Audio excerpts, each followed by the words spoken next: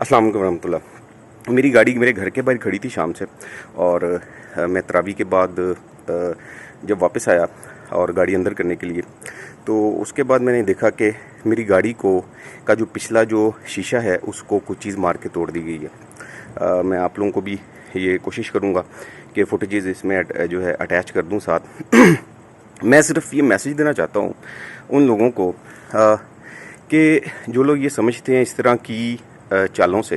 اور اس طرح ڈرانے اور دھمکانے سے ہم لوگ تحفظ ناموس رسالت، تحفظ ختم نبوت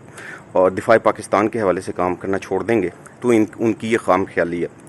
ہمارے آباء و اجداد نے اس ملک کی خاطر قربانیاں دیں، اور ہمارے اسلاف نے جو ہے ختم نبوت کی خاطر قربانیاں دیں، اور انشاءاللہ تعالی ہم بھی دیں گے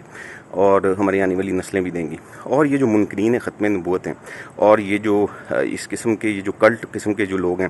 یہ اس قسم کی سازشوں سے، اس قسم کے ہتھ کنڈوں سے ہمیں کبھی بھی پیچھے نہیں کر سکیں گے، بلکہ ہمارے جذبے اور آگے بڑھیں گے انشاءاللہ تعالی۔ ہم بس یہ دعا کرتے ہیں کہ اللہ تعالی ہماری ان خدمات کو اپنی بارگاہ میں قبول فرما لیں، اور ہم یہ بھی کہنا چاہیں گے اس موقع کے اوپر، میں خاص طور پہ یہ جن لوگوں کی یہ حرکت ہے، میں ان کو یہ کہنا چاہوں گا کہ ہمارے پاس سی سی ٹی وی جو سارے فوٹیجز ہیں وہ بھی سارا ریکارڈ موجود ہے، لیکن ہم کسی قسم کی کوئی قانونی کارروائی نہیں کریں گے اس کے اوپر، اور ہم اپنا معاملہ اللہ تعالیٰ پہ چھوڑیں گے سارے کا سارا، اور ہم ان کے لیے ہدایت کی بھی دعا کریں گے۔ اگر ہم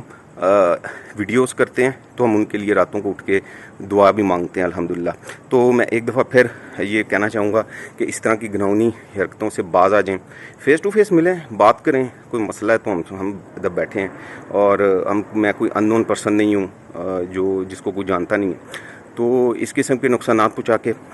اور ڈرا دھمکا کے آپ ہمیں ہمارے مشن سے بالکل بھی ہٹا نہیں سکیں گے۔ اللہ تعالیٰ سے ہماری یہ دعا ہے کہ اللہ تعالیٰ ہمیں